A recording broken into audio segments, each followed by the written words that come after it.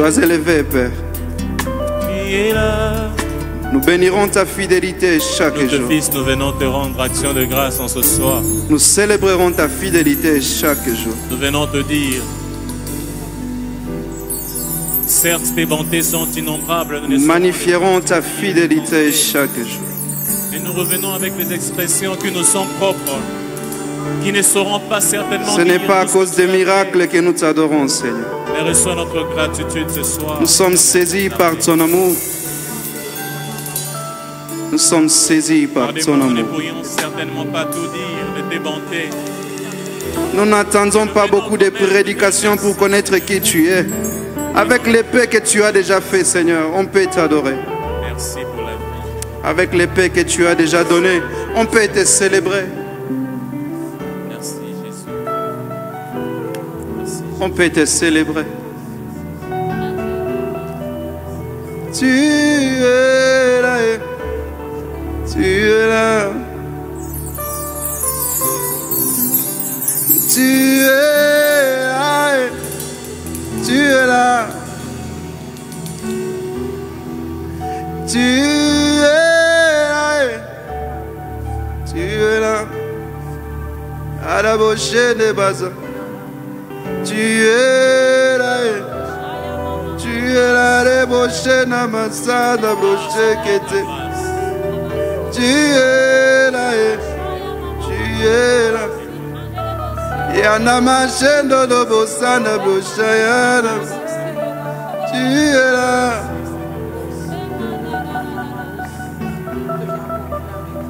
Tu nous as mis à part pour toi, Seigneur. C'est pourquoi nous nous souvenons un moment que nous devons rentrer pour t'adorer. Au milieu de la distraction, au milieu de toutes ces choses qui nous entourent, on s'est te donné un temps, Père, parce que tu nous as mis à part pour ta gloire. Tu es là, tu es là, tu es là, tu es là, tu es là.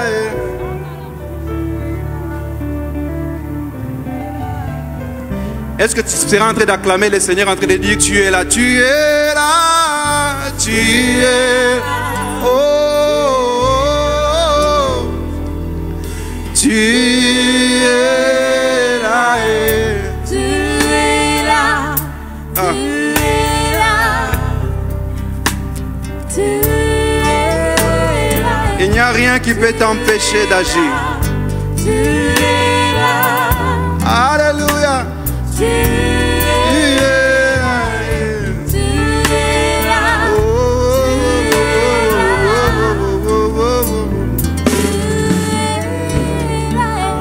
voici le peuple que tu as sauvé. Mon cœur t'adore.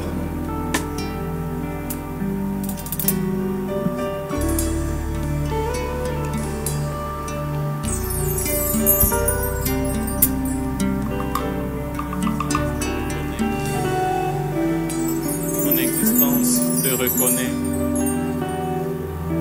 Et Dieu de mon salut.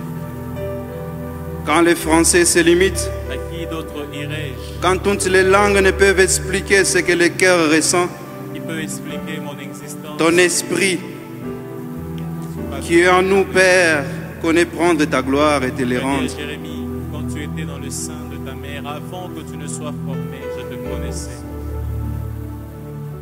Chaque jour de nos vies, tu les as connus. Tu ne nous as jamais abandonnés. Tu es disposé à apporter tes Tu ne bons. nous as jamais délaissés. Même quand on ne t'appelle pas, tu viens seul.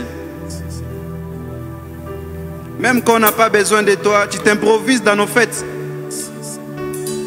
Mais tu viens changer les choses. Tu ne viens pas être une charge pour nous, Père. Tu es là. Tu es là. Tu es là. Tu es là. Oh.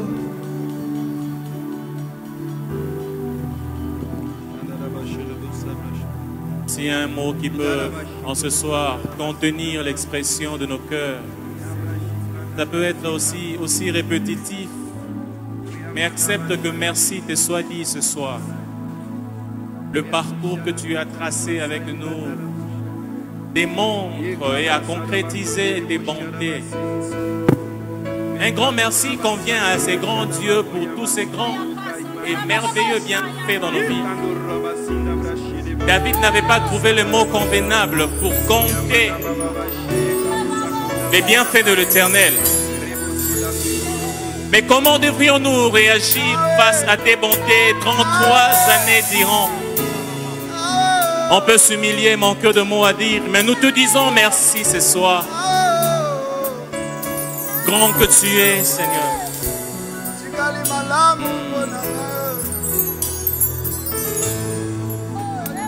Disons-les ensemble. Dieu, Dieu, tu es grand et digne de louange. Dans la cité des dieux, la ville sainte, joie de toute la terre, joie de toute la terre. Dieu, tu es grand, toi qui nous donnes la victoire. Dieu, Dieu, tu es grand, toi qui nous donnes la victoire. Tu nous aides à vaincre l'ennemi. Tu nous aides à vaincre l'ennemi. Devant toi, nous plions nos genoux. Nous plions le genou. Oh Seigneur, ce soir nous venons élever ton nom. Seigneur, nous venons élever ton nom. Et nous te disons merci. Nous te disons merci pour ce que tu fais dans nos Ton vies. amour, Seigneur, ton amour ne tarit jamais. tu es le Dieu d'éternité. Le Dieu d'éternité, tu règnes sur la terre et dans Seigneur, les nous cieux. venons élever ton nom. Nous élevons celui qui a renouvelé ses bontés dans nos vies. Oh, et nous te disons merci. Et nous te disons merci. Tout ce que tu as fait dans nos vies. Ton amour ne tarit jamais. Ne tarit jamais. Tu es le Dieu d'éternité. Tu es le Dieu d'éternité. Tu règnes sur la terre et dans le... Et nous disons que tu es grand. Tout ce que tu as fait jusqu'ici nous réjouit, Seigneur. Accompli nous réjouit. Seigneur Jésus, maintenant et à jamais, nous te faisons grand. Oh, et nous disons que tu es grand. Tout ce que tu fais nous réjouit, Seigneur. Accompli nous réjouit. Oh Seigneur, maintenant et à jamais, nous te faisons confiance. En retour, nous crions, Père, déclarons, nous avons un amour infini pour toi. Tes bontés durant 3 ans nous poussent à chanter. Nous déclarons, tout est bon. En retour, Seigneur, et l'amour infini pour toi. Oh, Papa, Totatoli, Tolingio, Ozana Bolingo ya Sukate.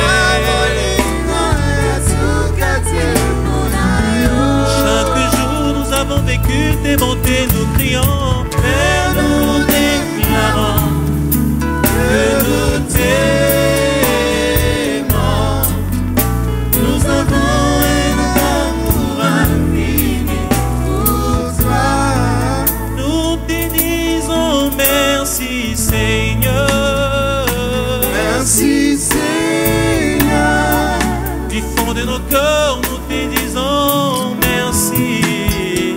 Merci Seigneur. Oh, nous te disons merci Yahweh. Merci Seigneur. Chaque jour a été un témoignage de ta bonté, de ton amour en notre endroit. Merci Seigneur. Oh, reçois ces chants qui expriment notre gratitude. Merci Seigneur. Nous te disons merci Yahweh. Merci Seigneur. Alléluia. Te disons merci Seigneur. Shararabakondoro. Nous voulons te dire merci Seigneur. À cause de ta bonté, de ta fidélité, de ton amour envers nous. Seigneur, lorsque nous pouvons regarder en arrière, nous pouvons voir réellement que tu es un Dieu qui achève ce qu'il commence. Tu n'es pas un Dieu des œuvres inachevées. Quand tu commences une œuvre, tu la rends parfaite. Nous te disons merci encore une fois ce soir, à cause de ta bonté que tu nous as renouvelée ce matin. Non pas la bonté générale, qui est le soleil pour tout le monde, la lune, la pluie pour tout le monde, mais cette bonté particulière que tu tiens en réserve pour ceux qui te craignent, c'est cette bonté dont nous avons besoin dans nos vies. C'est cette bonté que tu nous as donnée. Nous te disons merci, Père. Et aussi, nous te sommes reconnaissants, parce que ta parole nous dit, soyez reconnaissants. Infiniment reconnaissants de ce que tu peux prendre ceux qui embrasent le fumier et le faire asseoir avec les grands. Tu peux prendre celui qui marche à pied et le faire monter sur le cheval. Tu peux prendre un petit, celui qu'on méprise, et tu peux le faire un grand. Nous te disons merci parce que tu le fais encore aujourd'hui. Ce que tu as fait hier, tu n'as pas encore cessé de faire. Tu le fais et tu le feras encore. Et ce sera non pas seulement au travers des hommes qui sont limités par le temps, par l'existence, mais tu es un Dieu générationnel. Tu vas continuer et tu continueras aussi avec les générations. Comme après Moïse, ton œuvre n'a pas tombé en faillite, en discrédit, mais il y a eu la continuité jusqu'à la terre promise. Pour nous, nous prions pour que tout ce qui s'est fait en ces lieux, un jour nous puissions présenter ces âmes, ceux qui sont gagnés ici en ces lieux, à toi Christ, et qui seront comme des couronnes. Si notre tête, nous les jetterons à tes pieds et dirons, Seigneur, c'est toi qui es digne de recevoir l'honneur, la gloire, parce que c'est toi qui as racheté ces hommes de toutes nations, de toutes tribus, de toutes langues, et tu as fait d'eux un royaume de sacrificateurs. Bénis ces instants au nom de Jésus-Christ. Nous disons Amen. Gloire soit rendue à Dieu. Merci à vous tous qui nous suivez au travers de cette communication. Moi, je crois que ces instruments sont pour l'évangile que pour autre chose. Parce que la parole de Dieu nous dit, cette bonne nouvelle du royaume sera prêchée à toutes les nations et après quoi viendra la fin. Nous partageons un texte, quoique nous parlons sur le fondement, le socle de notre foi, qui est la résurrection, la mort, la résurrection, l'ascension et le retour en gloire de notre Seigneur Jésus-Christ, cette œuvre qui est comme un package, qui est unique, et cette œuvre qui fait le fondement de notre foi, nous en parlons, mais nous voulons aussi, alors que nous continuerons les jours qui viennent, si le Seigneur est à d'avenir, nous voulons partager un texte qui est dans le livre de Philippiens. Philippiens, le texte que nous partageons, c'est ce que nous avons dit dans notre communication pour notre 33e année. Nous commençons au verset, notre texte était au verset 6 de Philippiens 1. Et nous commençons au verset 3e.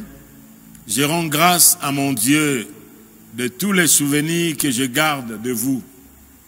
Je rends grâce à mon Dieu de tous les souvenirs que je garde de vous. Et ne cessant dans toutes mes prières pour vous tous, de manifester ma joie au sujet de la part que vous prenez à l'évangile depuis le premier jour jusqu'à maintenant. De la part que vous prenez à l'évangile depuis le premier jour. C'est qu'il y a eu un jour où cet évangile a été annoncé dans cette ville de Philippe et jusqu'à maintenant.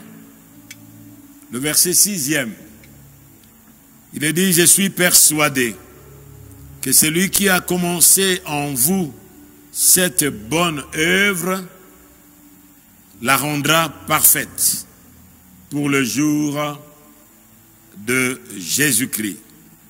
C'est là que nous tournons.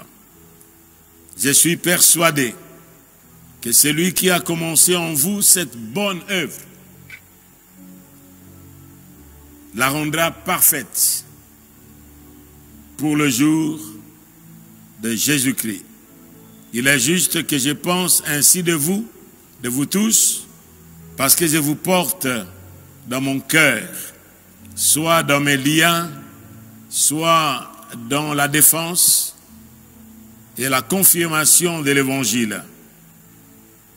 Vous tous, vous qui tous participez à la même grâce que moi, car Dieu m'est témoin que je vous chéris tous avec la tendresse de Jésus-Christ.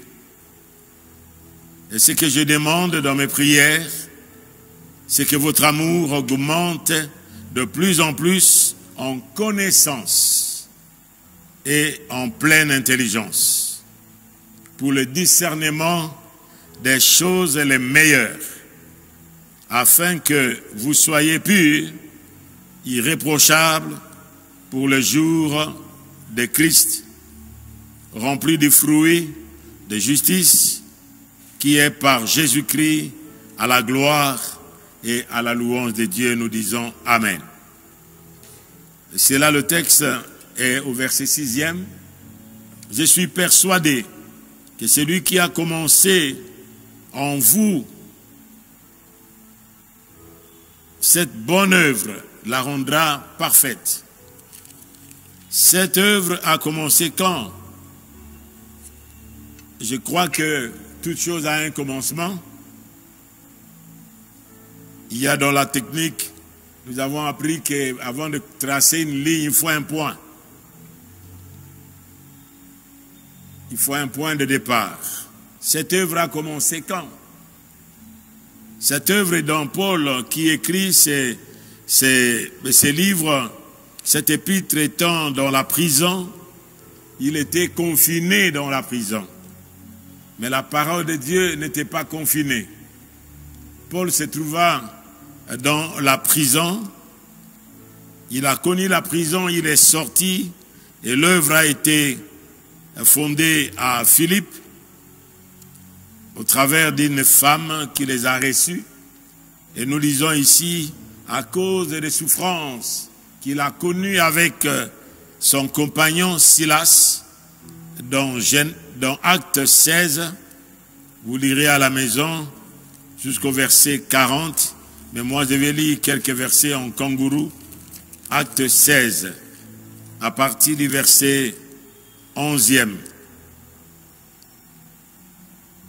Paul, il était avec Timothée et il a vu pendant la nuit une vision que le Seigneur lui a montrée clairement. Et cette vision, c'est écrit au verset 9e des Actes des Apôtres, chapitre 16, verset 9e. Pendant la nuit, Paul eut une vision. Un Macédonien lui apparut et lui dit, cette prière, c'est une prière des Macédoniens. Passe en Macédoine et secours-nous.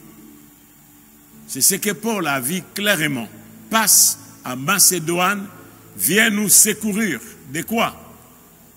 Qu'est-ce qui s'est passé? Parce qu'ils étaient tous sous l'Empire romain, colonisés. Paul allait les secourir. En quoi et avec quoi? Et après cette vision de Paul, nous nous cherchâmes aussitôt à nous rendre en Macédoine, concluant que le Seigneur nous appelait à y annoncer la bonne nouvelle. Voilà, Paul a compris que ces secours n'étaient pas autres que le besoin de ces âmes qui étaient dans ces contrées, qui étaient dans cette partie de la Macédoine qui est une province, Il y avait une ville et Paul, ils ont conclu que c'est le Seigneur qui les appelait. Frères et sœurs, on ne sert pas le Seigneur par soi-même, on ne s'autoproclame pas, mais c'est par l'appel de Dieu. Et Dieu peut nous parler tantôt d'une façon ou d'une autre.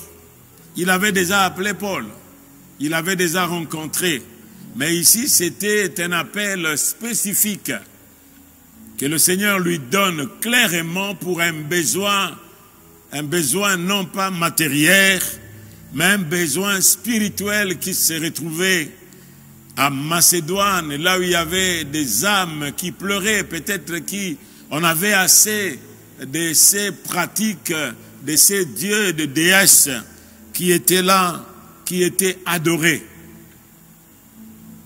par ces âmes. Ils étaient insatisfaits dans leur cœur, comme Philippe qui rentrait après son adoration à Jérusalem. Alors qu'il rentrait, il lisait la parole de Dieu dans le livre d'Ésaïe et Philippe a couru. Il est arrivé à côté de lui, il lui a posé la question s'il comprenait ce qu'il lisait. Mais il a dit, comment pourrais-je comprendre si personne ne m'explique? C'était la même chose. Voilà, maintenant c'est la vision que le Seigneur nous parle. Il parle tantôt d'une manière ou d'une autre. Comme il a dit que dans les derniers jours, il enverra des songes et des visions, il parlera à son peuple. Et la Bible nous dit au verset 11e, étant partis de Troas, nous fîmes voile directement vers Samothrace. Et le lendemain, nous débarquâmes à Néapolis. Et de là, nous allâmes à Philippe, qui est la première ville d'un district de Macédoine, où il y avait une colonie. C'était une ville des affaires, une ville importante, mais il y avait une colonie juive qui entretenait leur synagogue. Et nous passâmes quelques jours dans cette ville. Et le jour du sabbat, nous nous rendîmes hors de la porte vers une rivière où nous pensions que se trouvait un lieu de prière. Parce que les synagogues n'étaient pas partout. Les Juifs, le jour du sabbat, ils pouvaient se retrouver en dehors. Et ils pouvaient chercher un lieu, quelque part, où ils pouvaient lire la Torah, et ils pouvaient aussi prier leur Dieu. Nous pensions, c'est-à-dire, nous voyons, frères et sœurs, que notre Dieu ne peut pas être localisé à un seul endroit donné. Et nous nous assumons et nous parlâmes aux femmes qui étaient réunies. Il y avait des femmes qui étaient réunies, mais parmi ces femmes, l'une d'elles, nommée Lydie, marchande de poupes, c'était une femme d'affaires. Parce que la ville de Philippe, la Macédoine, était une jonction entre la mer Égée et la mer Adriatique.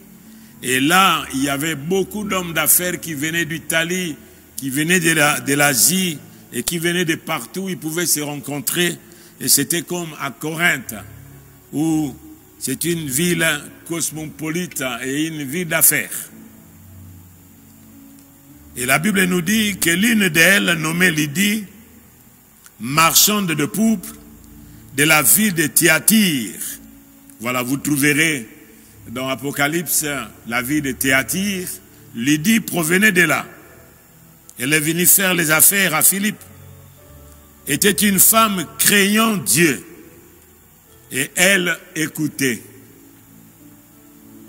Le Seigneur lui ouvrit le cœur pour qu'elle fît attentive à ce que disait Paul, pour l'annoncer, l'évangile comme nous annonçons ce soir. Le Seigneur lui a ouvert. C'est cela ce que dit la Bible, que nul ne peut venir à moi si ce n'est le Père qui l'attire. Le Seigneur lui a ouvert le cœur et craignait Dieu. Mais je crois que du fond de son cœur, elle était insatisfaite. Ce n'est pas ses œuvres qui pouvaient la sauver. Elle avait besoin de quelque chose. Et lorsqu'il eut été baptisé avec sa famille, elle nous fit cette demande. Si vous me jugez fidèle au Seigneur, entrez dans ma maison, entrez dans ma maison et demeurez-y. Et elle nous pressa par ses instances. Voilà. Vous qui regrettez ce matin, ce soir, pendant ce temps où nous célébrons ici à l'Arche notre 33e année d'implantation, nous n'avons pas eu l'occasion de nous retrouver. Vous pouvez vous retrouver à la maison avec la famille. C'est aussi une sorte de confinement. Mais elle n'était pas confinée, elle n'avait pas peur. Mais c'était une circonstance où, comme la Bible nous dit, que crois au Seigneur Jésus et tu seras sauvé, toi et ta famille. Elle s'est retrouvée avec sa famille et ses amis. Et comme nous allions au lieu de prière, comme ils allaient, ils restaient dans la maison de Lydie qui était devenue comme une cellule de prière. C'est là que nous disons de l'importance des cellules de maison, des points de prière, des points d'intercession, des points de communion fraternelle. Et comme nous allions au lieu de prière, il y avait notre lieu de prière, en dehors des cellules. Une servante qui avait un esprit de python et qui, devinant procurer un grand profit à se mettre vers au devant de nous et s'est mis à nous suivre. Voilà, ceux qui nous suivent ne sont pas toutes et tous ceux qui sont avec nous. Peut-être ils ont un autre maître. Et s'est mis à nous suivre, Paul et nous. Elle criait, ces hommes sont les serviteurs de Dieu très haut et ils nous annoncent la voie du salut. Regarde, un esprit parle au travers de cette femme que Paul et ses compagnons étaient véritablement les serviteurs du Dieu très haut. Ils confessent. La Bible nous dit dans le livre de Jacques que les démons croient aussi, mais ils tremblent. Parce qu'ils ne peuvent pas croire. Ils ne peuvent pas être sauvés. Elle fit cela pendant plusieurs jours. Paul, fatigué, se retourna et dit à cet esprit. Paul n'a pas dit à la femme, mais il s'est adressé à l'esprit qui animait cette femme-là. Et c'est ce qu'elle disait. Aujourd'hui, si vous et moi, nous sommes là, je crois que nous allons être enflés, que nous sommes des serviteurs de Dieu. Oh, voilà, regarde, même les autres rendent témoignage. Mais lorsque l'esprit n'a pas encore donné l'occasion de nous apporter le discernement pour discerner, non pas seulement les paroles, mais l'esprit qui anime les paroles, des fois nous tombons dans le piège de croire que tous ceux qui nous suivent, ils sont avec nous. Et la Bible nous dit qu'en ces moments-là, le Saint-Esprit qui était en Paul était excédé. Il était fatigué de cette déclaration, de cette propagande, d'un esprit qui savait quelque chose. Bien entendu, les démons croient, ils savent. C'est pourquoi, frères et sœurs, on peut prophétiser sans posséder. Vous pouvez prophétiser sans posséder. Or, la Bible nous dit que nous ne pouvons pas confesser de la bouche du Seigneur Jésus. Tout esprit qui ne confesse pas que Jésus est le Christ n'est pas de Dieu, mais ici, il disait qu'ils étaient les serviteurs du Dieu très haut.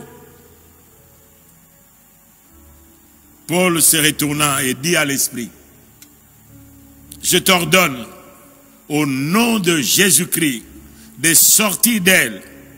Et il sortit l'air même, l'esprit quitta cette femme et partit. Que Dieu nous aide, frères et sœurs. La première leçon que nous pouvons voir ici, c'est que nous ne pouvons pas utiliser les dons de Dieu à volonté. On n'a pas la capacité de se servir de l'Esprit de Dieu. C'est lui qui se sert de nous. Souvent, lorsque j'écoute les gens, nous, en tant que serviteurs de Dieu, certains discours, vous croirez, c'est comme si c'est nous qui manipulons Dieu. La Bible nous dit qu'un instrument peut-il dire à celui qui le manie, fais-moi ceci, ou bien utilise-moi comme ça.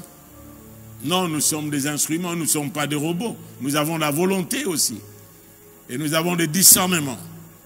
Mais tel que nous ne pouvons pas utiliser les dons de Dieu à volonté. Les dons de Dieu viennent au bon moment. Et au moment où Dieu lui-même veut manifester sa gloire et sa puissance, il le manifeste. Combien de personnes que nous avons vues depuis 33 ans ici, à l'Arche, peut-être qui sont partis, disant, voilà, chez nous là, on ne prophétise pas. Chez nous là, il n'a pas ceci ou cela. Frères et sœurs, moi, je ne saurais jamais faire ce que le Seigneur ne m'a pas dit. Sinon, on cherche la gloire de qui? La gloire de celui qui parle ou la gloire de Dieu? Et la plupart de ceux-là même qui nous ont quittés des fois, lorsque nous les rencontrons dans le chemin, nous les voyons comme des loques. Et certains, ils ne sont plus dans la foi. Et certains sont partis comme ça. Dans le Seigneur, l'ennemi les a pris à la recherche des sensationnels, à la recherche de tout ce qui est... Ce n'est pas mauvais. J'aime bien le Saint-Esprit, mais il est Dieu. où je ne peux me servir de lui à volonté. La Bible nous dit aussi que le maître de la servante, voilà, cette servante-là, avait ses maîtres à elle. Voyant disparaître l'espoir de leur gain qu'ils avaient, le gain, qu'ils profitaient des divinations, des esprits de Mikish, des esprits de Diebola, ou des esprits de djinn, ou des esprits de Bilima, ou quelques esprits de dizaines de bonnes aventures qui racontent des choses qui ne sont pas des prophéties, mais qui sont seulement de choses qui sont des esprits de démons. Et la Bible nous dit, dans le livre de Deutéronome, je mets l'accent sur cela, frères et sœurs, ce soir, brièvement, pour terminer, parce que l'arche, dans notre 33e année, nous sommes entrés dans le tournant de notre histoire. Nous sommes comme dans une bifurcation et nous voulons écouter la direction que le Seigneur nous donne pour les années qui viennent avant son retour. Écoutez ce que la Bible nous dit dans Deutéronome 13. S'il s'élève au milieu de toi un prophète ou un songeur qui t'annonce un signe ou un prodige et qu'il y ait accomplissement des signes ou des prodiges dont il t'a parlé en disant allons après d'autres dieux, des dieux que tu ne connais point et servons-le, tu n'écouteras pas les paroles de ces prophètes ou de ces songeurs, car c'est l'Éternel ton Dieu, l'Éternel votre Dieu, qui vous met à l'épreuve pour savoir si vous aimez l'Éternel, votre Dieu, de tout votre cœur et de toute votre âme. Voilà ce que Dieu peut nous mettre à l'épreuve. J'étais en route quelque part et j'allais dans une école là où j'étais aumônier et j'ai passé au travers d'un marché vers Kimbanseke, Ngandou. J'ai vu une dame courir par là. Elle est venue ployer ses genoux devant moi et déclarer, est-ce que vous pouvez prier pour moi? Vous êtes serviteur de Dieu. J'ai dit, comment vous savez que je suis serviteur de Dieu, maman? Et cette dame me dira, non, non, je vis le feu qui est sur ta tête. Quand tu venais là, il y avait le feu, les flammes de feu tout autour de toi. Et autour de toi, je voyais des hommes qui sont costauds, qui t'entouraient. Ah bon? J'ai dit, bon, toi, tu as vu ça? Moi, je n'ai pas vu ça. Il a dit, je l'ai vu. Et connaissant l'histoire de cette femme plus tard, elle était dans des sectes que nous appelons aujourd'hui les Mbikoudi. Voilà le début de l'histoire.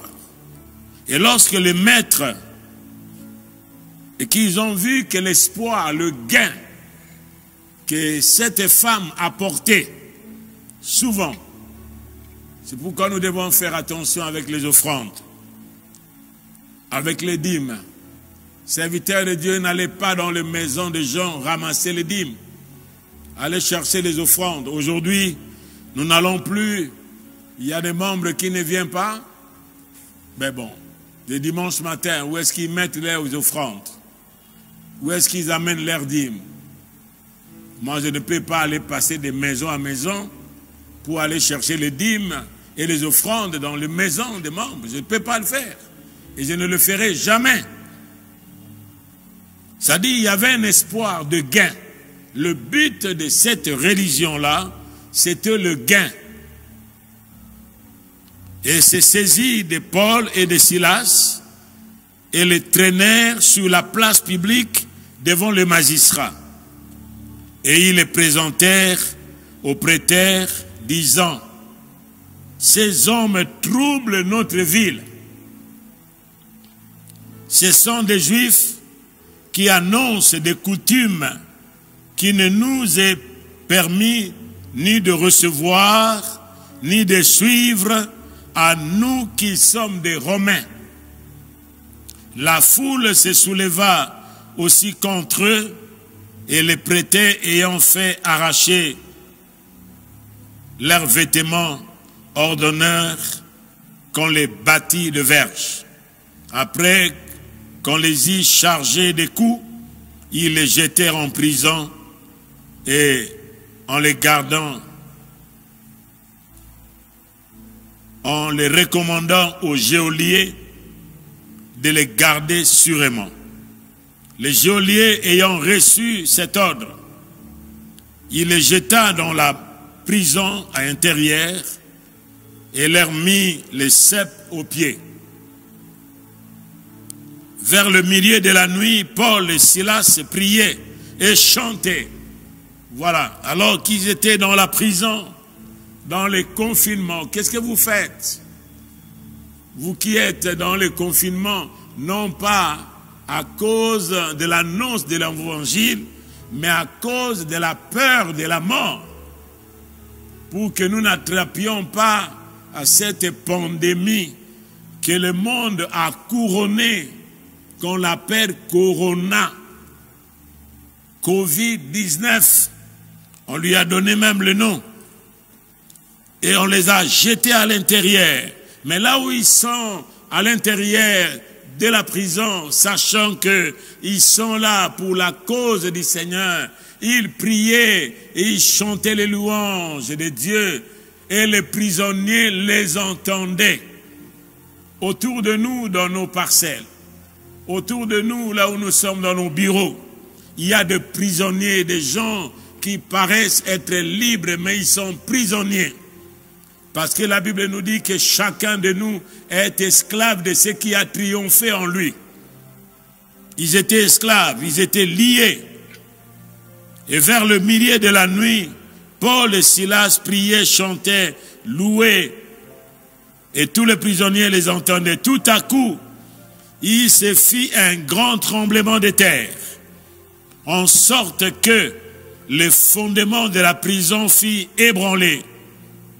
Au même instant, toutes les portes s'ouvrirent et les liens de tous les prisonniers furent rompus. Le geôlier se réveilla, il dormait, malgré les chants. Lorsqu'il vit les portes de la prison ouvertes, il tira son épée et il allait se tuer. Il allait se suicider parce que les prisonniers sont partis et il craignait que les Romains ne viennent pas l'accuser ou les mettre en prison, pensant que les prisonniers s'étaient enfouis. Mais Paul cria d'une voix forte: « Ne te fais point du mal, nous sommes tous ici. » Alléluia. Ne te fais point du mal, nous sommes tous ici. Vous êtes dans la confination là que vous êtes. Voulez-vous faire du mal parce que vous êtes confinés, vous n'avez pas le temps, comme nous venons d'apprendre dans les réseaux sociaux, qu'il y a un homme, on m'a appelé hier par un bien-aimé de l'Angleterre, à UK, qui m'a parlé d'une histoire d'un Congolais qui aime siroter sa bière. Il est allé chercher, alors que tous les flamingos et tous ces lieux de vente étaient fermés, il est allé chercher ces messieurs qui vendaient la bière pour qu'on lui vende la bière. Il est allé le chercher dans sa maison et en le cherchant dans sa maison, ils sont allés. Et en allant, c'est lui qui est allé chercher la bière, était déjà contaminé. Il est allé chercher la bière parce qu'on les a dit que l'alcool, lorsque vous prenez l'alcool, ça peut aussi détruire des virus. Et voilà ce qui s'est passé. Celui qui l'a vendu, il a bien vendu. Et en rentrant chez lui à la maison, Un jour après, il a commencé à sentir la fièvre. Celui qui est parti 2 jours après, il est mort. Mais l'autre est là, qui lui a vendu aussi, on l'a trouvé qu'il a été contaminé par celui qui est venu le chercher pour vendre. Frères et sœurs, vous qui nous suivez, vous savez que Dieu nous dit dans sa parole toutes choses concourent au bien de ceux qui aiment Dieu. Aujourd'hui, nous avons dépassé la 60aine. Nous avons vu les lépreux, nous avons vu des épidémies, nous avons vu, mais nous n'avons jamais entendu une épidémie qui ravage toute l'humanité comme la peste du péché, comme la Bible nous dit, tous ont péché et sont privés de la gloire de Dieu. Voilà, cet homme-là est mort. Et Paul a crié, ne te fais pas du mal, nous sommes tous ici.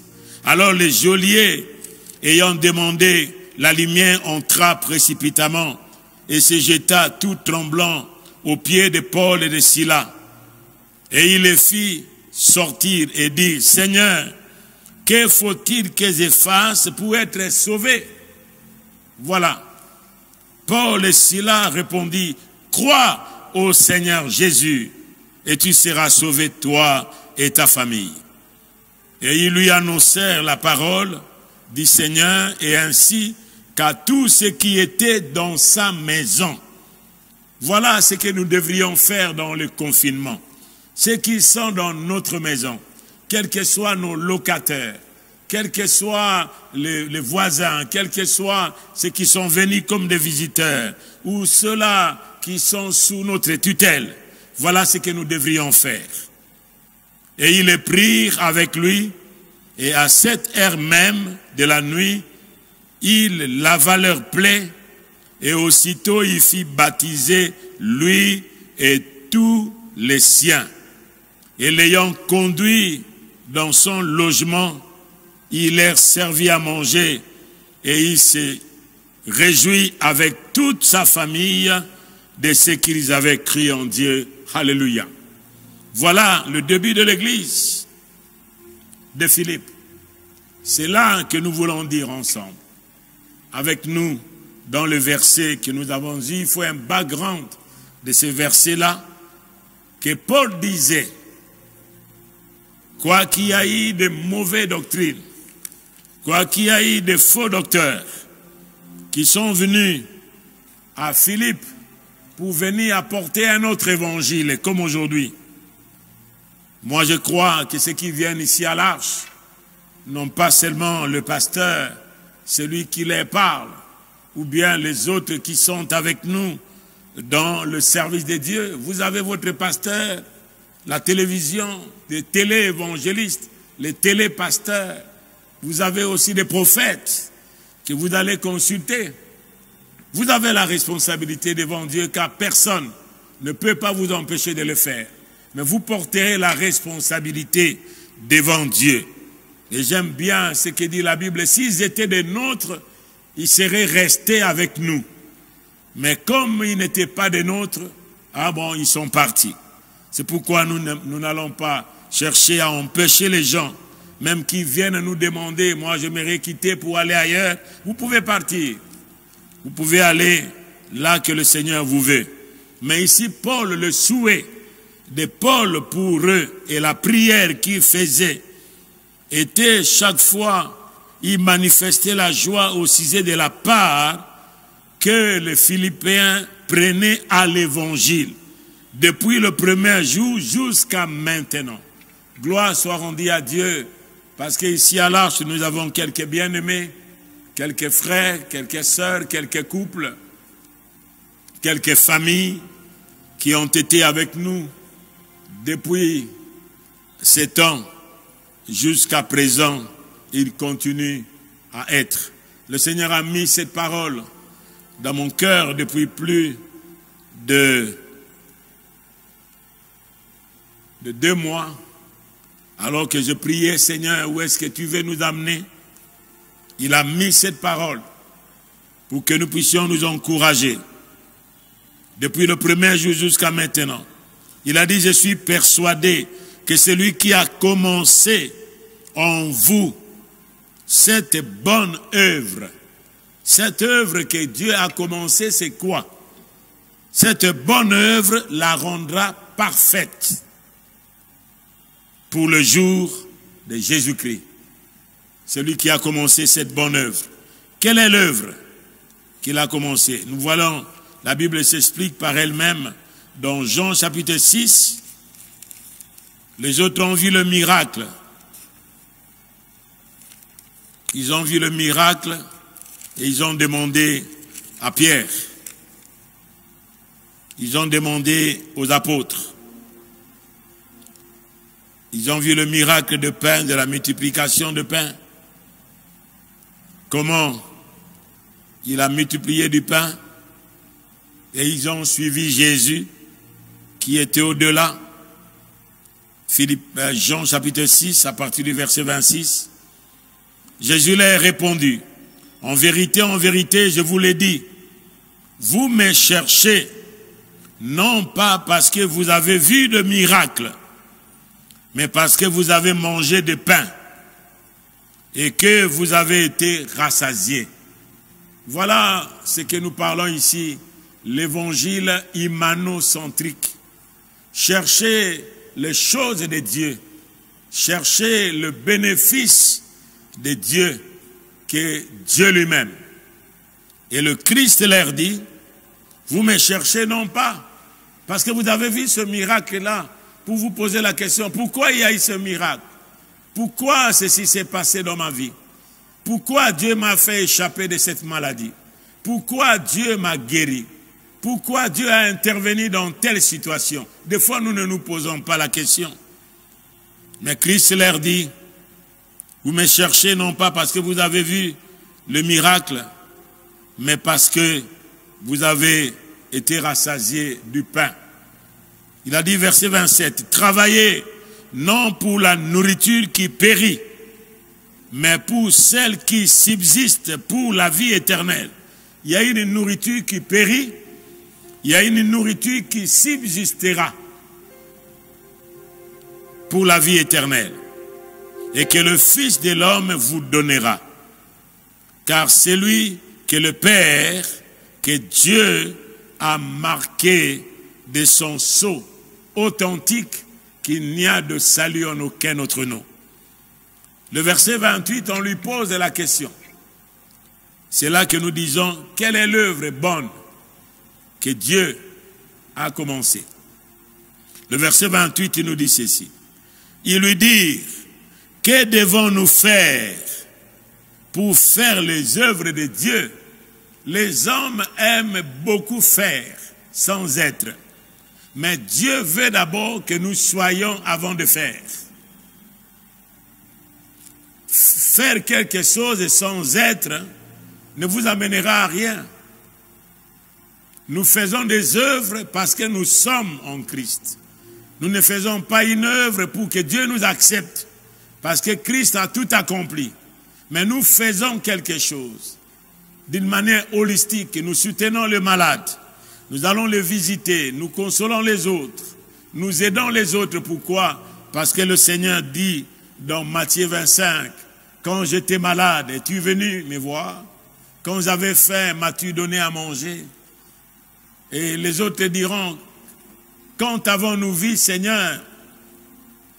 Mais il a dit, quand vous auriez fait ces choses à ceux-là qui étaient dans le besoin, vous avez fait à moi. Nous les faisons non pas pour que Dieu nous accepte. Nous les faisons s'il y a des œuvres que nous pouvons faire à l'église. Si l'église a un ministère holistique, notre mission est holistique, tout homme et tout l'homme. C'est pourquoi il est dit, que devons-nous faire pour faire l'œuvre de Dieu? Jésus leur répondit, l'œuvre de Dieu, c'est que vous croyez en celui qui l'a envoyé. Et il est dit, quel miracle fais-tu donc? Lui dirent-ils, afin que nous le voyions et que nous croyions. Que fais-tu? Nos pères ont mangé la manne dans le désert, selon ce qui est écrit, il leur donna du pain du ciel à manger.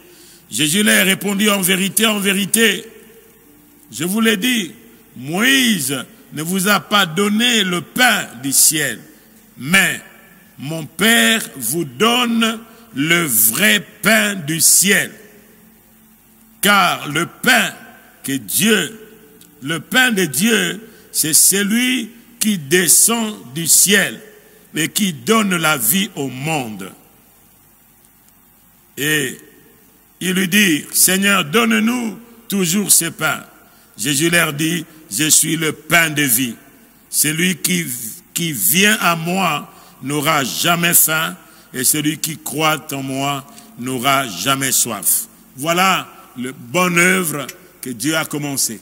La bonne œuvre que Dieu a commencée, c'est lorsque vous avez reçu Jésus dans votre vie comme votre Seigneur et Sauveur personnel. Il vous a donné un nom nouveau. Il a dit à tous ceux qui l'ont reçu, à ceux qui croient en lui, il a donné le pouvoir de devenir enfants de Dieu. Et nous sommes devenus enfants de Dieu. Dieu nous a acceptés. Frères et sœurs, c'est là l'œuvre bonne que vous devez continuer. Vous qui êtes là, ne pensez pas être venus trop tard. Comme la Bible nous dit dans le livre de Hébreux, que chacun de nous ne pense venir trop tard. Vous êtes venus au bon moment, à l'Arche de l'Alliance. Il est dit dans Hébreux 4, le verset 4, le verset 1er. Craignons donc, tandis que la promesse d'entrer dans son repos subsiste encore, qu'aucun de vous ne paraisse être venu trop tard. Car cette bonne nouvelle nous a été annoncée aussi bien qu'à eux. Mais la parole qui leur fit annoncer ne leur servit à rien, parce qu'elle ne trouva pas de la foi chez eux, c'est ceux qui l'entendirent. Pour nous qui avons cru, nous entrons dans le repos, selon qu'il est écrit, je girai dans ma colère, ils n'entreront point dans mon repos. Il dit cela pour que quiconque, quoique ses œuvres étaient déjà achevées depuis la création. Car il a parlé quelque part, ainsi aussi du 7e jour, Dieu se reposa de toutes ses œuvres le 7e jour. Voilà le temps que nous passons maintenant, frères et sœurs. Moi, je crois que c'est le sabbat que Dieu nous donne. Le confinement pour toi, vous qui croyez en Seigneur, cela soit un sabbat, où le Seigneur vous donne des moments sabbatiques, d'être en repos avec lui et de croire qu'il est le seul qui sauve et qui donne la vie. Dieu qui a commencé une œuvre, il la rendra parfaite.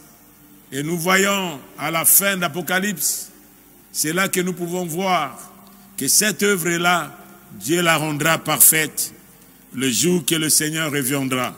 Qui reviendra dans la nuée avec lui, ça ne sera pas des basiliques, ça ne sera pas des cathédrales, ça ne sera pas autre chose, mais ça sera les êtres humains. Il est dit de la part de Christ, le témoin fidèle, le premier-né d'entre les morts, le prince des rois de la terre, à celui qui nous aime et qui nous a délivrés de nos péchés par son sang et qui a fait de nous un royaume de sacrificateurs pour Dieu notre Père. À lui soit la gloire et la puissance au siècle des siècles. Car il nous dit dans la parole, voici, il vient dans la nuée et tout œil le verra. Tout œil le verra. Ces jours-là, l'œuvre qu'il a commencée, il va l'achever. Au jour du Seigneur, quand il reviendra, la trompette sonnera et les morts en Christ reviendront de la mort et nous les vivants, nous serons transformés s'il nous trouvera vivants et nous serons à la gloire avec lui. Que Dieu vous bénisse, frères et sœurs de l'Arche de l'Alliance, et nous vous souhaitons à vous tous qui êtes dans tous les continents et qui êtes partout où vous êtes, Et que si vous avez été là, même dès le début, continuez à faire le bien. Continuez à œuvrer. Que votre progrès soit, votre foi soit de progrès en progrès. Que nous soyons transformés de gloire en gloire jusqu'à la plénitude. Parce que nous sommes sauvés, mais nous sommes en train d'être sauvés. Car la rédemption n'est pas encore totale.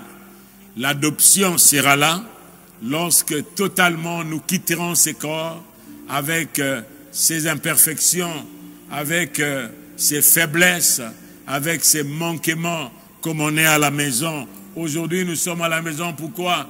Parce que nous avons peur de la mort. Mais la Bible nous dit dans l'Apocalypse que la mort ne sera plus. Il essuiera nos larmes. Il n'aura plus de souffrance. Et la mort que nous craignons, comme la Bible nous dit, mort, où est ton aiguillon? Et l'aiguillon de la mort, c'est le péché. Que Dieu nous accorde la grâce de continuer dans ces années qui nous restent. Nous ne savons pas combien qui nous reste encore devant. Avant qu'il ne revienne, continuons à faire qu'il nous trouve au-delà des actions que nous faisions. Que notre foi ne s'étiole point. Que notre foi ne défaille point. Que notre constance et consécration ne défaille point. Que Dieu bénisse sa parole. Nous prions. Dieu notre Père, nous te rendons gloire et grâce. Toi qui es notre Dieu, nous savons qu'un jour, par l'écoute de l'Évangile, et comme Lydie, comme ces joailliers qui avaient vu un miracle, il a cru, lui et sa famille. C'est Lydie qui est une femme d'affaires et qui était de Thyatire. Elle est venue à Philippe, dans la Macédoine. Peut-être, Seigneur, nous ne pouvons pas dire peut-être, tu peux quitter le ciel, tu peux faire une œuvre seulement pour une personne que tu veux, parce qu'au travers de cette personne, tu peux sauver un grand nombre. Nous prions pour mon frère et ma sœur là où il est. Ne permets pas que sa foi se défaille à cause des épreuves, à cause des circonstances, à cause des événements, même à cause des déceptions des hommes. Combien de fois nous sommes déçus? Combien de fois nous sommes sujets de calomnies, de médisances des hommes? Seigneur, que cela ne nous décourage pas. Parce que tu as dit que personne ne prenne ta couronne. Comme tu as gardé la parole de la persévérance en moi, moi aussi je te garderai au temps de l'épreuve qui va survenir sur les habitants de la terre pour les éprouver. Oui, nous sommes dans ce temps où tous les habitants de la terre sont éprouvés. Père, ne permets pas que cette épreuve amène notre foi à la défaillance. Même si nous sommes confinés dans nos maisons, nous voyons que Paul était confiné dans la prison. Nous avons vu aussi Lydie, avec sa famille, ils étaient confinés, sauvés avec sa famille dans la maison. Et permets que ces moments soient les moments de rencontre avec toi, des moments de gloire, des moments de libération, des moments où certains membres de nos familles seront sauvés, les moments où ceux-là qui sont dans le lien, comme cette femme qui était possédée de l'esprit de Python, mais qui prophétisait, qui pouvait être au milieu du peuple de Dieu et qui pouvait même témoigner alors qu'elle était liée. Paul ne s'est pas attaqué à la femme, car notre combat n'est pas avec la chair et le sang, mais contre les dominations, les principautés et les pouvoirs qui lient les femmes, les hommes, les jeunes gens et même ceux-là qui sont au pouvoir, qui les lient et qui les contrôlent. Car ta parole nous dit, ils l'ont vaincu à cause du sang de l'agneau et par les paroles de leur témoignage. Que l'ennemi soit vaincu ce soir. Au nom de Jésus. S'il y a dans les maisons ceux-là qui sont loin de toi, qui ne te connaissent pas et qui t'invoquent, qu'ils soient sauvés et qu'ils soient délivrés. Et ceux-là qui étaient autrefois ici avec nous et qui ne sont plus là, parce qu'ils sont allés chercher là où on pouvait leur dire des choses. Ils sont déçus et ils ne peuvent ni rentrer à la maison. Ils sont restés, Père, dans la stagnation, dans la mort. Faire revenir à toi. Père, tu les attends encore, car il y a encore de la place. Au nom glorieux de Jésus, notre roi qui revient. Amen.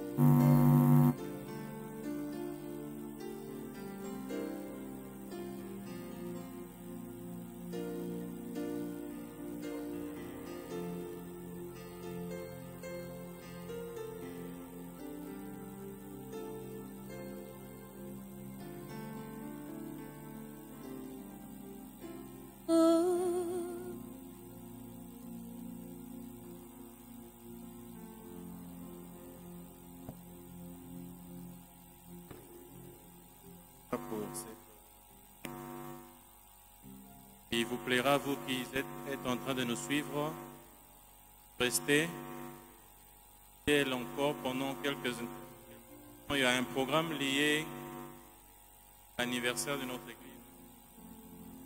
Il sera proposé. Il plaira donc de le suivre. Certainement, vous en serez édifiés. Que Dieu.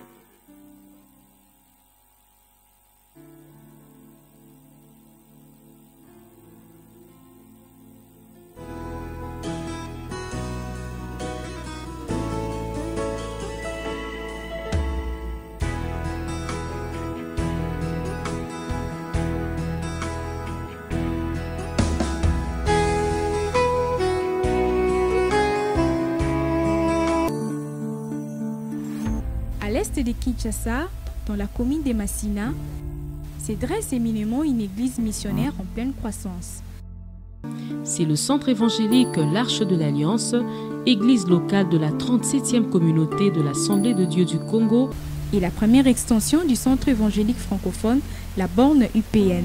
L'Arche de l'Alliance vise à proclamer l'évangile par la puissance du Saint-Esprit à toutes les nations, afin de présenter tout homme devenu parfait à Christ quand il apparaîtra, selon Colossiens 1:28. Dirigée par le pasteur Israël Sembeloela, l'église compte plus de 7000 membres, sans compter ceux de ses 35 extensions implantées à Kinshasa, en province et dans le monde, y compris des milliers d'enfants de l'école du dimanche. Le centre évangélique L'Arche de l'Alliance s'érige comme une des communautés les plus dynamiques en République démocratique du Congo.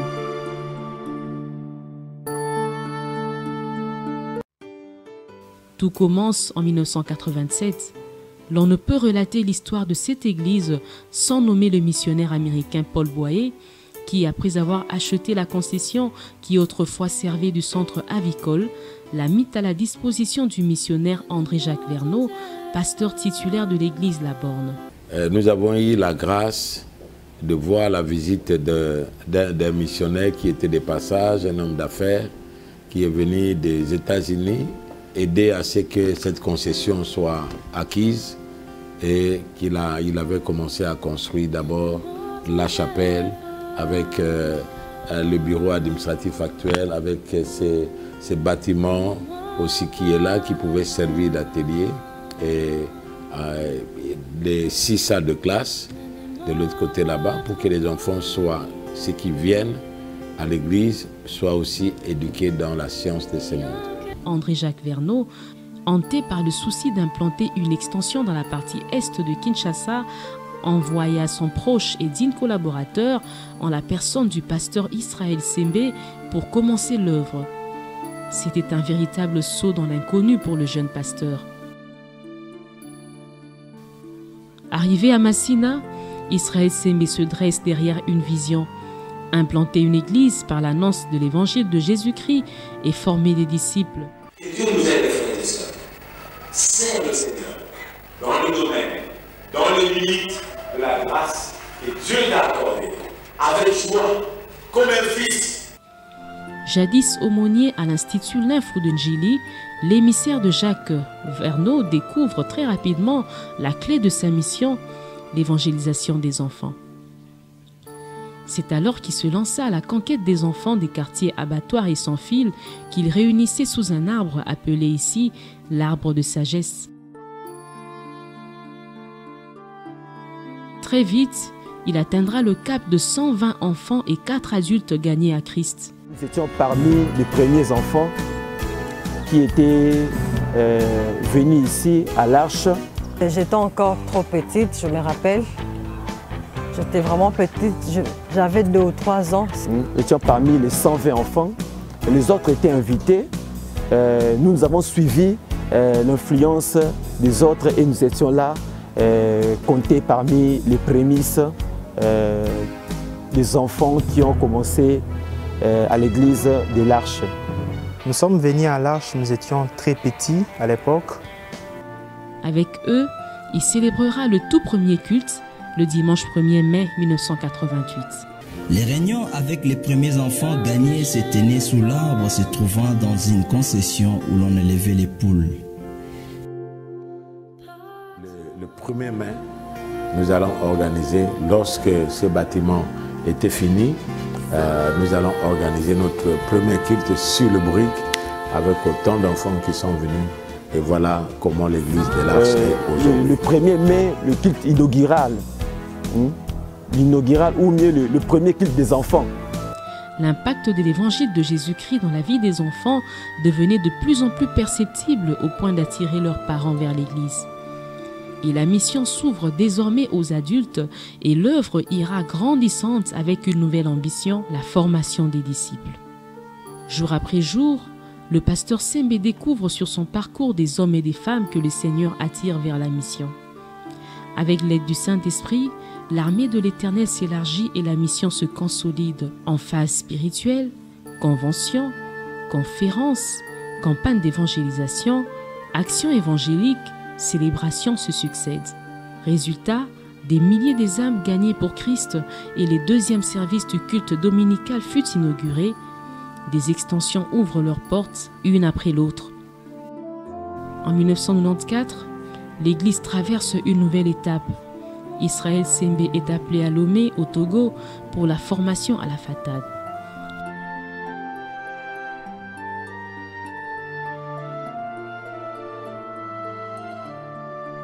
Bon voyage! Bon voyage! C'est ainsi que le pasteur Landou prendra la direction du centre évangélique l'Arche de l'Alliance. Et la moisson sera encore abondante. L'extension Lingalaphone verra les jours. Il était célébré dans un lieu situé à 100 mètres sous la direction du pasteur Jekamia. Pendant ce temps, le pasteur Jacques Landou, secondé par le pasteur Grace Ntsibou, nourrit les fidèles par les enseignements bibliques édifiants. On peut en citer quelques sujets: l'étude sur l'épître de Paul aux Romains et aux Galates, la direction divine, comment résoudre les problèmes de la vie, etc. Jacques Landou organisa l'administration de l'Église. Vu la croissance numérique de l'Église, il matérialisa la pensée de son prédécesseur en posant la première pierre pour la construction du nouveau temple. 3 ans après sa formation à Lomé, le pasteur Israël Sembe retourna à Kinshasa en 1997. Il reprit la direction de l'Église et insuffla un vent nouveau. L'ex-centre francophone L'Arche devint désormais centre évangélique l'Arche de l'Alliance. Ces départements eurent l'appellation des ministères. L'extension Lingalaphone fut appelée troisième culte. Pendant ce temps, une extension de l'église fut implantée dans la commune de Lemba. Suite à la croissance numérique continue de l'église, la capacité d'accueil du temple devenait insuffisante. Israël Sembe décida de relancer les travaux de la construction du nouveau temple. À l'arrivée du pasteur Ntembe, là nous sommes en 97, à son retour du Togo. Il nous a demandé encore de réfléchir sur ces projets. Il a donné une vision, il voyait un temple, disons, qui avait une forme de la croix. De retour, nous avons jugé bon, au lieu de faire seulement des tentes, et par la grâce du Seigneur, le Seigneur nous avait donné une vision de la croix. L'œuvre du Seigneur, c'est la croix. Je voyais un temple qui était bien construit, mais dans ce temple-là qui était bien construit, il y avait la croix qui s'est levée. Et quand la croix s'est levée, le temple était sur l'aile droite de la croix. Et un vent a soufflé et le temple était parti et disparu. Et c'est seule la croix qui est restée. Et j'ai compris que le message est centré sur la croix, comme Paul a dit. Je n'ai jamais voulu connaître parmi vous autre chose que Jésus-Christ et Jésus-Christ crucifié. C'est ainsi que les fidèles se mobilisèrent pour donner chacun sa contribution. C'était en 1998. Vers les années 2000, l'Arche de l'Alliance s'ouvrit au monde et créa des relations avec bon nombre de serviteurs de Dieu locaux, africains et internationaux. L'Église vécut l'Évangile dans une autre dimension. La guerre à l'Est ne laissa pas l'Église indifférente. L'Arche de l'Alliance délégua son pasteur titulaire pour compatir avec les réfugiés de Rutshuru et Masisi au Nord Kivu. En 2001, le pasteur Israël Sembe fut ordonné par la communauté des Assemblées des Dieux. Une réception fut organisée en son honneur. En 2009, le pasteur titulaire de l'Église, l'Arche de l'Alliance, suite à sa vision missionnaire, fut élu représentant légal de la KDC. Ainsi, le révérend Sembe est élu représentant légal.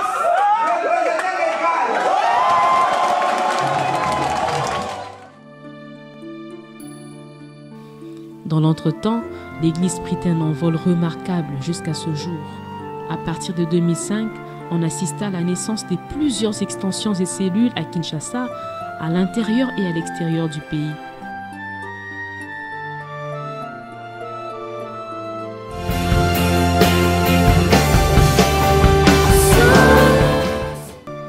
Ayant pour mission l'évangélisation, la formation, l'implantation et le développement intégral de tout homme et tout l'homme, le centre évangélique Arche de l'Alliance ne s'est pas écarté de sa vocation et présente plusieurs réalisations à son actif, entre autres des milliers d'âmes gagnées, l'implantation de 35 extensions, de plusieurs cellules de maisons, des écoles pour la prise en charge des enfants sur le plan intellectuel et spirituel.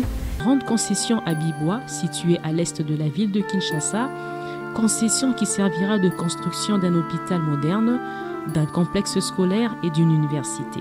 La Convention missionnaire nationale en 2019, ainsi que la bourse d'excellence octroyée aux jeunes orphelins ou à ceux n'ayant pas de moyens financiers pour les études supérieures et techniques. Outre les réalisations citées, l'on ne peut passer sous silence celle qui est considérée comme la plus grande compte tenu des temps et des frais engagés pour sa matérialisation. Il s'agit de la construction du temple. Ce temple, fruit de labeur et de sacrifices consentis par les fidèles, est la concrétisation du projet du berger de l'Église avant son départ aux études à Lomé. Le but de ces sanctuaires, pour que nous venions tous adorer Dieu, le but de ces sanctuaires, que nous venions présenter à Dieu nos louanges, nos adorations, et deuxièmement, nous venions ensemble pour nous édifier les uns les autres, recevoir des enseignements, et troisième ministère, c'est être édifié et d'aller de par le monde, comme le Seigneur nous a dit dans ses mandats divins, aller et faire de toutes les nations mes disciples. Ce projet fit motiver l'afflux des fidèles que l'Église accueillait tous les dimanches. Bien des fidèles célébraient les cultes dehors à cause de l'exiguïté du temple. Le rallongement par les tentes n'a pas suffi pour résoudre les problèmes de la capacité d'accueil. Cotisation sur cotisation, les premiers travaux commencèrent si bien que peu à peu l'édifice prit forme. À un moment, les fidèles ont eu l'impression d'être essoufflés par la crise économique du pays, mais l'Éternel ne commence pas une chose sans l'achever. Le berger est resté confiant et s'est refusé tout crédit auprès des banques. La plupart des bien-aimés frères et sœurs ont participé. Et ce qu'il y a aujourd'hui à l'Arche, ce sont ses frères et sœurs, les enfants même qui sont là-bas, les adolescents, les enfants qui envoient les offrandes ici pour que ces sanctuaires soient érigés. Son optimisme encourageait les architectes et tous frères de l'Église à braver le doute. Le pasteur nous a vraiment beaucoup soutenus, accompagnés et il a cru en nous. Tout le monde se mobilisa. Les mamans de l'Église n'étaient pas en reste. Elles s'engagèrent à donner la nourriture à tous ceux qui travaillaient. Le chantier était donc archois. Dieu a prouvé sa bonté. Aucun incident majeur était arrivé. Parce que quand vous voyez un chantier comme celui-ci à l'église, terminer un chantier sans qu'il y ait eu mort d'homme, nous voulons dire que vraiment Dieu nous a soutenus. C'est ce que le Seigneur a fait. Il y a eu plusieurs incidents qui devaient ramener peut-être à la perte de vies humaines, mais comme c'est le sanctuaire du Dieu vivant, et tous ceux qui travaillent là-bas, il n'y a eu aucun incident qui a fait que quelqu'un puisse mourir, soit perdre une partie de son corps. Le pasteur Nsembe était en voyage à Nairobi. Il nous a appelés pendant qu'il était en Nairobi, qu'il a fait un rêve qu'un incident est en train de se produire au chantier. Pendant qu'il appelle, le pasteur Joseph est en train de se préparer pour nous amener l'information au chantier. L'échafaudage des fortines qu'on avait à l'époque s'est écoulé. Et là, nous sommes à 9 mètres d'auteur. Il n'y a eu aucun incident qui a fait que quelqu'un puisse mourir, soit perdre une partie de son corps. Il est arrivé une fois où quelqu'un est tombé, mais le Seigneur l'a pris, comme la Bible nous dit qu'il a envoyé les anges. Et voilà le miracle que nous avons vu. Et donc, on a juste constaté qu'il y avait deux frères plus aptes, entre autres, au Gimvoué, parmi les frères qui montaient facilement ici.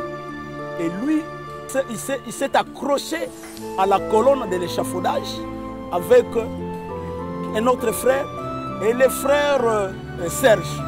Les frères Serge est tombé et les autres. Et on les a emmenés à Roi-Baudouin. Plus de peur que de mal, quelques égratignures et ils se sont rétablis. Il y a eu aussi des contraintes, non pas pour nous des obstacles. Ces obstacles-là sont des obstacles qui sont normaux pour toute œuvre qui est l'œuvre de Dieu. Ça peut rencontrer des obstacles, mais nous savons que les obstacles, lorsque ça vient, le Seigneur lui-même nous a fait surmonter ça par sa grâce. L'avancement des travaux contraint les constructeurs à la destruction de l'ancien temple. Une page d'histoire se vit tourner. Les cultes s'éternent désormais dans le temple en chantier. Voici aujourd'hui, 19 ans, après les sanctuaires du Centre évangélique francophone de l'Arche de l'Alliance, un magnifique édifice qui a poussé chacun aux limites de ses possibilités. Le coût global de la construction de cet édifice s'élève à plus d'1 million de dollars américains. C'est ici les lieux que les Archois et les Archoises de toutes les générations adoreront désormais le grand roi, l'Éternel qui règne dans son trône. Lieu d'édification par sa parole puissante, lieu de témoignage, lieu de stratégie pour amener les âmes à Christ. À l'instar de toute organisation humaine, le Centre évangélique l'Arche de l'Alliance présente une structure qui lui permet de bien accomplir sa mission en tant qu'église missionnaire. Il regorge en son sein des ministères, autrefois départements, qui sont considérés comme des stratégies pour le gain des âmes. En dehors des ministères, l'Arche de l'Alliance comporte des cellules de maison qui ont pour rôle d'encadrer ses fidèles vivant dans différents quartiers de la ville de Kinshasa. Ces cellules, dont les réunions se tiennent les lundis, sont considérées comme les poumons de l'Église. La prière, le partage de la parole, l'évangélisation, l'assistance sociale et spirituelle sont là les activités que les cellules sont appelées à exercer. Voilà l'histoire d'une église, d'une vision qui, en 33 ans, a connu une évolution fulgurante par ses réalisations. Une église qui, aujourd'hui, est devenue une référence en RDC à cause de la constance de son serviteur. Une église où Jésus-Christ est le seul Seigneur et Sauveur. Une église où la parole de Dieu est droitement annoncée. Lui qui a toujours veillé à la doctrine du Maître, lui qui a toujours condamné et corrigé le faux, qui a toujours refusé d'être vanté en s'appelant pasteur séguant de l'Église dont Jésus est le principal. Que Dieu continue à soutenir son œuvre et ramène dans ce cadre spirituel hommes et femmes, jeunes et vieux, enfants, rien que pour le louer, l'adorer et exalter son nom afin d'obtenir le salut en Jésus-Christ.